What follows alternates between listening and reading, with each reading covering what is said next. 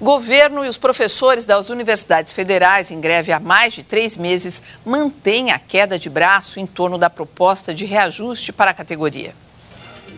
Os professores protocolaram no Palácio do Planalto um pedido de reabertura de negociação, mas os ministérios da Educação e do Planejamento anunciaram que o pedido não será atendido. Segundo o MEC, a Federação dos Sindicatos de Professores assinou o acordo aceitando a proposta do governo, basicamente de 15,8% de reajuste, dividido em 3 anos. Mas a ANDES, Associação Nacional dos Docentes do Ensino Superior, é contra e quer que o governo volte a negociar. Greve da Polícia Rodoviária Federal chega à Via Dutra, principal ligação entre São Paulo e Rio de Janeiro. Os policiais rodoviários recusaram a proposta do governo e mantêm a paralisação. 30% do efetivo permanece em serviço, apenas para atendimento de acidentes. Todas as outras atividades estão suspensas.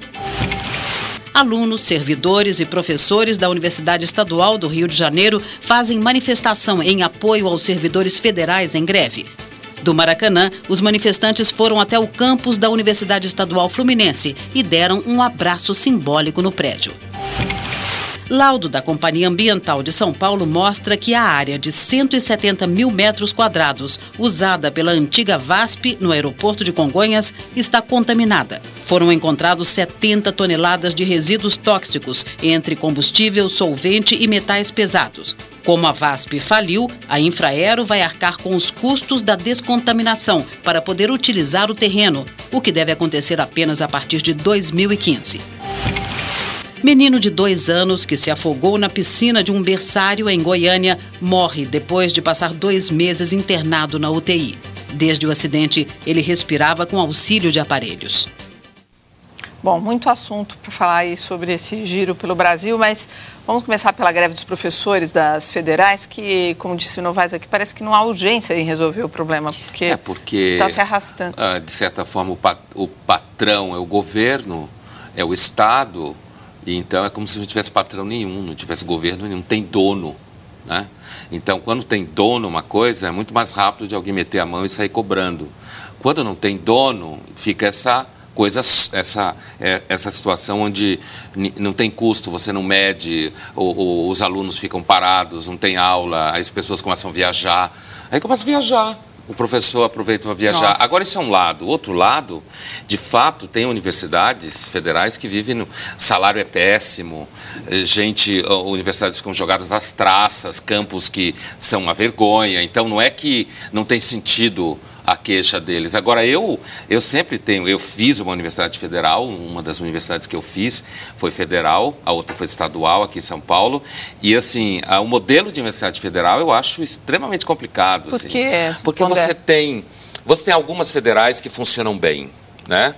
E como a de Minas Gerais, por exemplo, a UFMG é uma grande universidade federal, né? Ou a Federal de São Carlos, mas você tem muitas federais que na realidade são quase um entreposto, onde não acontece nada, onde ninguém cobra coisa nenhuma. Mas porque está longe de Brasília, longe do poder? É isso mesmo, você tem um governo centralizado, a forma de distribuir verba é centralizado, então é altamente aberto a todo tipo de manipulação, a todo tipo de preguiça, de falta de gerenciamento correto e rápido, as decisões são lentas.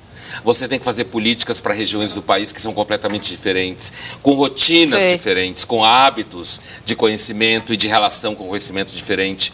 Eu acho, claro, eu não estou falando isso num juízo científico, né?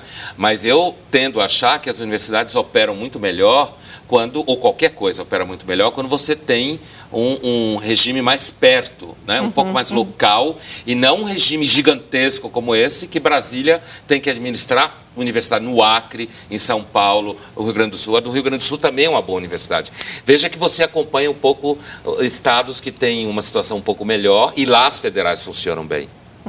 Onde você tem estados com uma situação um pouco menos precária.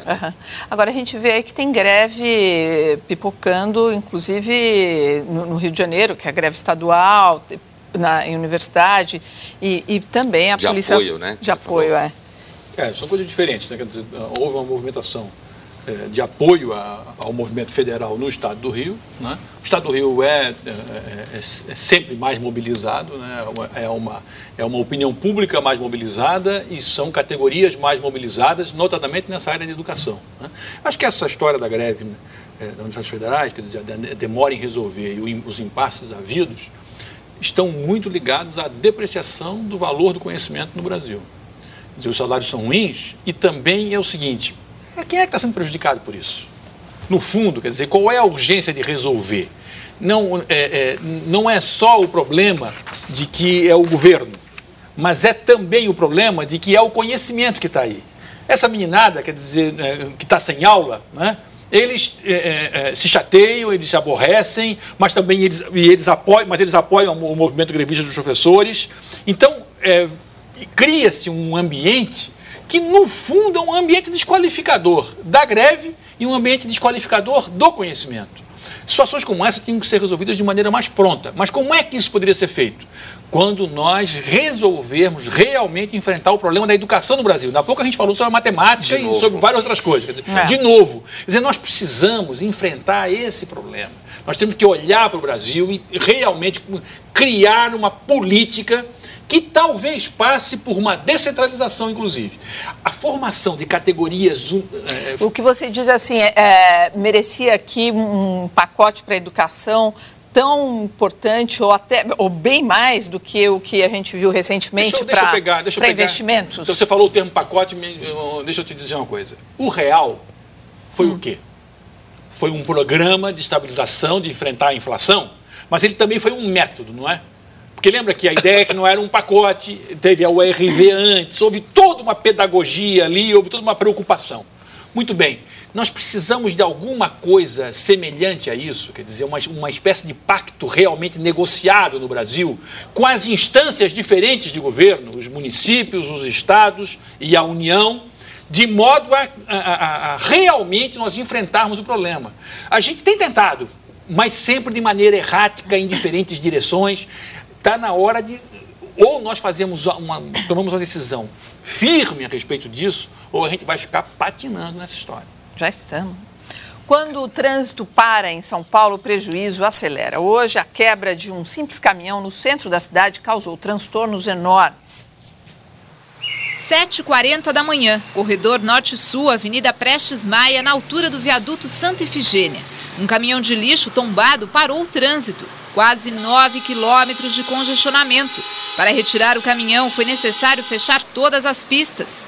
A remoção só terminou depois das 10 da manhã e, mesmo assim, ainda era preciso limpar a via. O impacto causado pelos acidentes constantes envolvendo caminhões faz com que eles sejam apontados como vilões do trânsito. Está impraticável. Nós não temos mais condições de trafegar pela cidade. E quando quebra, então, é um transtorno total, né? Este economista fez o cálculo do prejuízo que o acidente causou. Nós estimamos um custo de mais ou menos 3 milhões de reais. Está embutido aí o número de veículos parados pela extensão de quilômetros de lentidão e de congestionamento. Por outro lado, também o cálculo com o combustível, o tempo de hora perdida, horas que deixaram de trabalhar. Desde 2004, a Prefeitura de São Paulo vem criando restrições para a circulação de caminhões na cidade. Nas principais vias da capital, os caminhoneiros não podem trafegar entre 5 e 9 horas da manhã e entre as 5 horas da tarde e as 10 horas da noite. Segundo a Companhia de Engenharia de Tráfego, o número de caminhões nas ruas diminuiu 10%. Mas quando os caminhões são liberados para cruzar a cidade de São Paulo, vias importantes como a Marginal Tietê ficam assim, congestionadas, com trânsito lento. O consultor em trânsito diz que as restrições à circulação dos caminhões não funcionam. Para ele, o que falta é um planejamento de emergência que livre a cidade de grandes congestionamentos, mesmo diante de acidentes. Acho inadmissível, acho que a palavra melhor é essa, uma cidade de 11 milhões de habitantes não tenha uma estrutura pronta, inclusive com reserva de equipamentos, 24 horas, com equipes treinadas, para num prazo máximo de 1 hora já ter removido esse veículo. Isso vai custar caro para a cidade? Não precisa custar nada. Basta que a prefeitura cobre da empresa que causou esse dano, cobrar todos os serviços. E pena que o Paulo Saldiva não está aqui, porque você imagina, a gente está falando aí dos prejuízos e tal, dos custos e tudo mais. Agora, o ar que já está péssimo, imagina esse congestionamento, esses carros todos ali soltando... E quanta gente pode ter passado mal numa situação Pois como é. essa? É isso que eu estava dizendo. E não conseguiu chegar. Talvez seria interessante pesquisar quantas pessoas morrem por causa disso. Eu conheço um caso. A seguir, Síria tem o mês mais violento desde o início do conflito. E ainda, Cachoeira comandava da prisão quadrilha que explorava cassinos no Distrito Federal.